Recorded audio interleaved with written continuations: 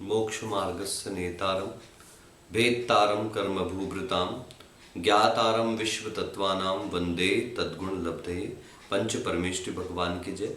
मूल नायक श्री एक चैतन्य चमत्कारी चिंतामणि पार्श्वनाथ भगवान की जय। आचार्य भगवंत श्री पूज्यपाद महाराज की जय। चारित्र चक्रवर्ती आचार्य गुरुवर प्रथमाचार्य श्री शांत सागर जी महाराज की जय। परम पूज्य समाधि सम्राट व दीक्षा गुरुवर आचार्य अभिनंदन सागर जी महाराज की जय। द्वादशांग जिनवाणी माता की जय। हम लोगों का प्रकरण अंतर तक पूर्ण हुआ था। सत, संख्या, क्षेत्र, स्पर्शन, काल और अंतर। इसके बाद भाव और अल्पबहुत, ये दो अनुयोग द्वार हमारे सम्मुख हैं। उनमें से आज भाव का वर्णन प्रारंभ करते हैं। भावो विभाव्यते, भावों का वर्णन किया जाता है। स द्विविधः सामान्येन विशेषेण च, वह दो प्रकार का है, एक सामान्य और एक विशेष। सामान्येन तावत मिथ्या दृष्टि ही औदैको भावः, सामान्य से मिथ्या दृष्टि के लिए औदैक भाव है।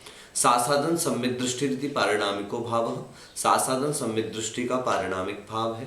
सम्यक मिथ्या दृष्टि क्षयोपशमिको भाव, सम्यक मिथ्या दृष्टि का क्षयोपशमिक भाव है। असंयत सम्यक दृष्टि रीति औपशमिको वा क्षयोपशमिको वा भाव, असंयत सम्यक दृष्टि जीव के लिए औपशमिक भाव भी हो सकता है, क्षायिक भाव भी हो सकता है और क्षयोपशमिक भाव भी हो सकता है। असंयतः पुनः औदैकेन भावेन, असंयत भाव जो उस गुण स्थान में है वह औदैक भाव है। इसका विशेष वर्णन मैं भी करता हूँ। पहले हम अपने सामने एक बार सामान्य मार्गणापन लगा लेते हैं। संयता संयतः प्रमत्त संयता अप्रमत्त संयता इति क्षयोपशमिको भावः। संयता संयत यानी पंचम गुण स्थान, प्रमत्त संयत यानी छठवां गुण स्थान, अप्रमत्त यानी सप्तम गुण स्थान में क्षयोपशमिक भाव है। चतुर्नाम उपशमका नाम औपशमिको भाव, चारों उपशमकों का औपशमिक भाव है। चतुर्षु छपकेशु संयोगायोग केवलिनोश्च क्षयिको भाव, और चारों प्रकार के छक्कों का संयोग अयोग केवलियों का क्षायिक भाव है। ये बहुत सामान्य वर्णन है। विशेषता हमें इस बात को समझ करके चलना है कि जब हम लोगों ने गुणस्थान शब्द की परिभाषा देखी थी तब देखा था कि मोह और योग के निमित्त से होने वाले आत्मा के परिणामों को हम गुणस्थान कहते हैं।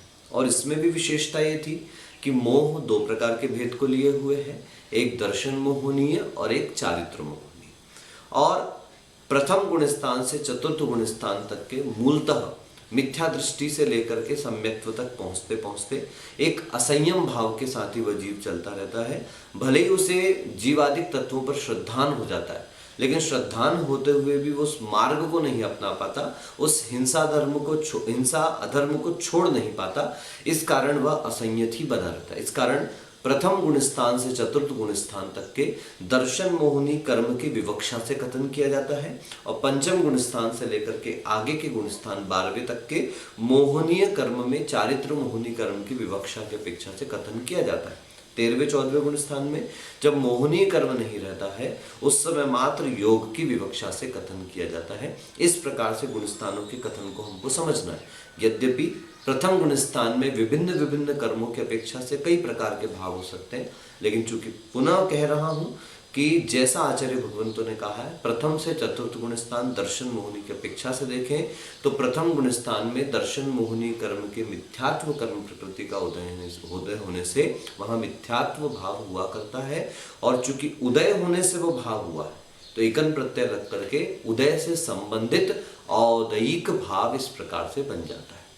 जिनमें कर्म के उदय की विवक्षा हो वो औदैयिक भाव, जिसमें कर्म की क्षय की विवक्षा हो वो क्षायिक भाव, जहां कर्म के उपशम की विवक्षा हो वह औपशमिक भाव, जहां पे कर्म के क्षयोपशम की विवक्षा हो वहां पे क्षयोपशमिक भाव, और जहां पर इनमें से किसी प्रकार की विवक्षा न होते हुए सामान्य विवक्षा हो वहां पर पारिणामिक भाव हुआ करता है। इसलिए द्वितीय गुण स्थान में जब हम देखते हैं सासाधन सम्यक दर्शन या सासन सम्यक दृष्टि नाम का जो द्वितीय गुण स्थान है वहां पर पारिणामिक भाव कहने का उद्देश्य यह मात्र है, चूंकि वहां पर ना तो मिथ्यात्व का उदय है ना अन्य किसी प्रकृति का सम्यक संबंधी उदय है, किंतु वहां पर अनंतानुबंधी क्रोध मान माया लोभ में से किसी एक प्रकृति का उदय उपशम सम्यक दर्शन काल में आ जाने पर वह सासाधन सम्यक्त को प्राप्त होता है, सासन गुण स्थान को प्राप्त होता है। इसलिए वहां पर ना तो दर्शन मोहनी कर्म की किसी प्रकृति का उदय है, न क्षय है, न क्षयोपशम है। इस कारण से वहां पर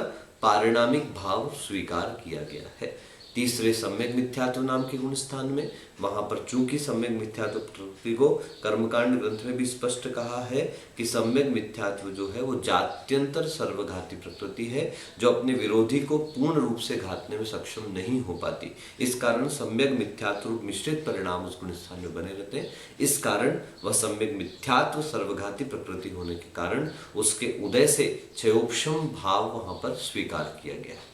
असंयत सम्यक दृष्टि गुण स्थान यदि अपन देखते हैं तो उसका नाम है असंयत सम्यक दृष्टि।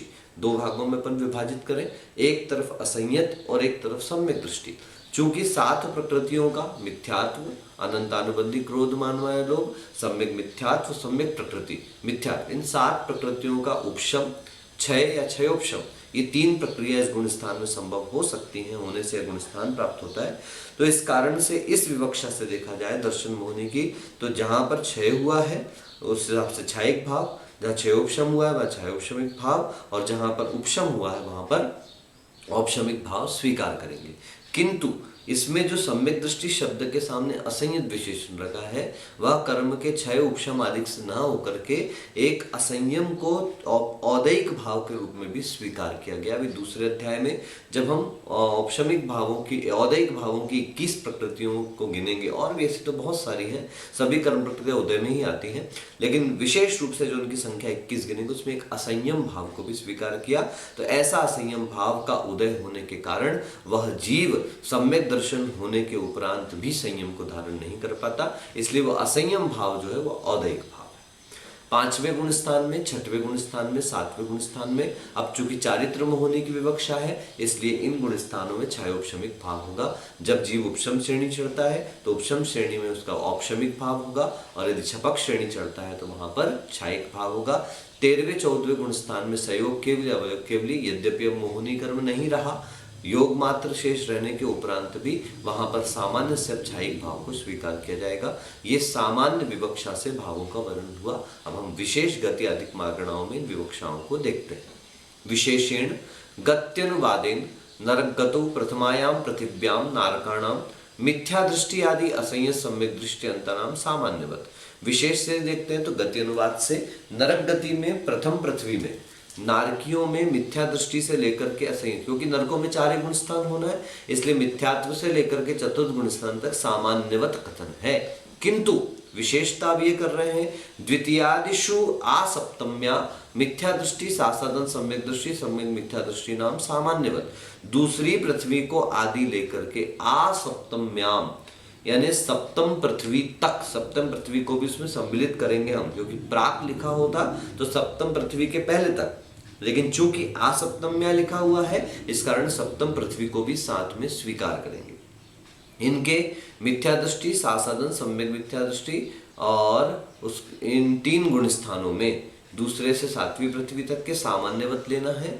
किंतु असंयत सम्यक दृष्टि औपशमिको व क्षयोपशमिको व भाव, चतुर्थ गुण स्थान संबंधी में या तो औपशमिक भाव होगा या क्षयोपशमिक भाव होगा। औपशमिक भाव उनके जो वहां पर पहुंचने के उपरांत औपशम सम्यक दर्शन प्राप्त कर लें, या वहां पहुंचने के उपरांत क्षयोपशम सम्यक दर्शन प्राप्त कर लें। सिर्फ प्रथम पृथ्वी में 4 गुण स्थान इसलिए एक साथ ले लिए हैं वहां पर, चूंकि प्रथम पृथ्वी में सम्यक्त्व लेकर के भी वह जीव जा सकता है, अन्य पृथ्वियों में सम्यक्त्व लेकर के नहीं जा सकता है।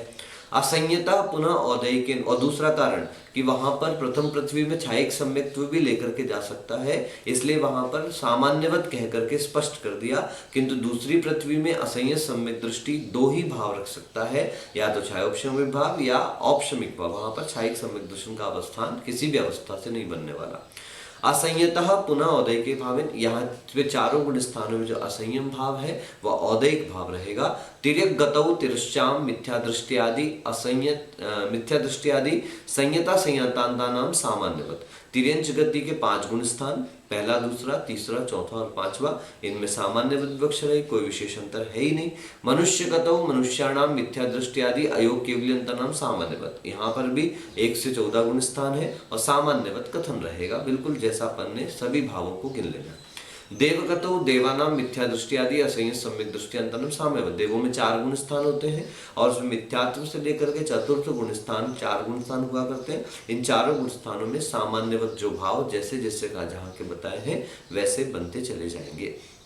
अब हाँ, हम विशेष रूप से व्यंतरवासियों का देखें, हम भवनवासियों का देखें, ऐसे अलग अलग और विवक्षाएं लगाएंगे तो हो सकता है कि इसमें कुछ भावों का अंतर पड़े, जैसे वो छायिक भाव लेकर के नहीं जाते आदि आदि। इंद्रियानुवादेन एकेंद्रीय विकलेंद्रियाणाम औदैको भाव। ऐसे इंद्रियानुवाद से यदि अपन देखते हैं, क्योंकि इनका एक मिथ्यात्व गुण स्थानीय हुआ करता है, और यदि इंद्रियों के उदय की अपेक्षा से भी देखें तो इन सबका यह औदैक भाव है। पंचेंद्रियेषु मिथ्या दृष्टि आदि अयोग केवलियंता नाम सामान्यवत्। पंचेंद्रियों में मिथ्या दृष्टि को आदि लेकर अयोग केवली के अंत तक सामान्यवत ही रहेगा, क्योंकि पंचेंद्रियों में सभी प्रकार के जीव सम्मिलित हो जाते हैं। कायानुवादेन स्थावर कायिका नाम औदैको भाव। कायानुवाद में स्थावर कायिकों का औदैक भाव है, क्योंकि पहली बात तो एक मिथ्यात्व अकेले पाया जाएगा, और दूसरी बात यह है कि स्थावर जो उनको पर्याय मिली वह भी नाम कर्म के उदय से प्राप्त हुई है। त्रस कायिका नाम सामान्यम एव। त्रस कायिकों का सामान्य ही लेकर के चलना, क्योंकि जैसा प्रथम में कहा गया है, प्रथम गुण स्थान में औदैक भाव, द्वितीय गुण स्थान में पारिणामिक भाव, तृतीय गुण स्थान में छायोपशमिक भाव, चतुर्थ गुण स्थान में दर्शन मोहनी की अपेक्षा से छायिक, छायोपशमिक या औपशमिक, और चारित्र मोहनी की अपेक्षा से ना देख करके अपन सामान्य से देखें तो असंयत भाव तो औदैक भाव ही है। पंचम, षष्टम, सप्तम गुण स्थान में छायोपशमिक भाव, 8 से लेकर के 11 तक उपशम श्रेणी के गुण स्थानों में औपशमिक भाव, 8 से लेकर के 12 तक 11 को छोड़कर छपक श्रेणी के गुण स्थानों में छायिक भाव, और 13वें 14वें में तो सहज रूप से अपना छायिक भाव ही उपलब्ध होगा। योगानुवादेन काय वांग मनस योगी नाम मिथ्या दृष्टि आदि सहयोग केवलियंता नाम च सामान्यमेव। अब हम योगानुवाद में देखें तो काय योगियों में, वचन योगियों में और मन योगियों में मिथ्या दृष्टि से लेकर के सहयोग केवली अंत तक के जो गुण स्थान है, इन गुण स्थानों में सामान्य कथन जिस जिसका योग जहां जहां गुण स्थान तक बनता है, उन योगों को उस गुण स्थान में प्रयोग अपन को करना है।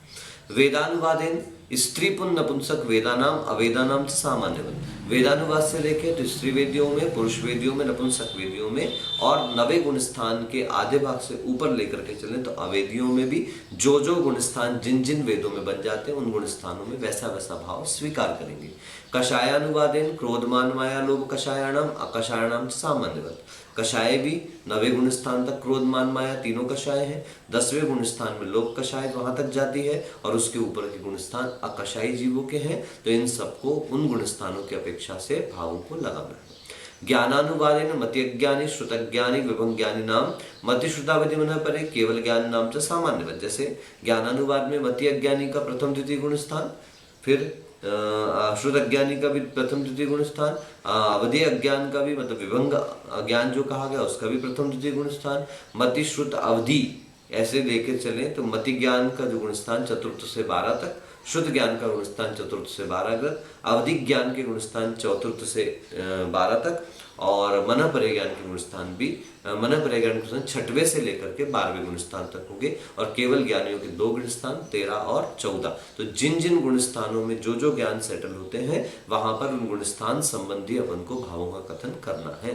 संयमानुवादेन सर्वेषाम संयतानाम संयता संयतानाम च सामान्यवत्। सभी प्रकार के संयत, चाहे वो सामयिक संयत है, छेदोपस्थापना संयत हो, विपर्याहार विशुद्धि संयत हो, सूक्ष्म सांप्राय संयत हो, यथाख्यात संयम वाले हो, संयता संयत हो या संयत हो, उनको उनकी विवक्षा के अनुसार उनके जहाँ जहाँ गुण स्थान होते हैं उसके अनुसार हमको भाव लगाना है। दर्शनानुवादेन चक्षुर दर्शन, चक्षु दर्शन, अवधि दर्शन, केवल दर्शन नाम सामान्यवत। ये भी सामान्यवत ही है, जिसके जो जो गुण स्थान है, चक्षु अचक्षु अवधि दर्शन के जो गुण स्थान है उसमें सब 12 तक के गुण स्थान बन जाएंगे, और केवल दर्शनी के जो गुण स्थान है वो 13 और 14 हो जाएगा।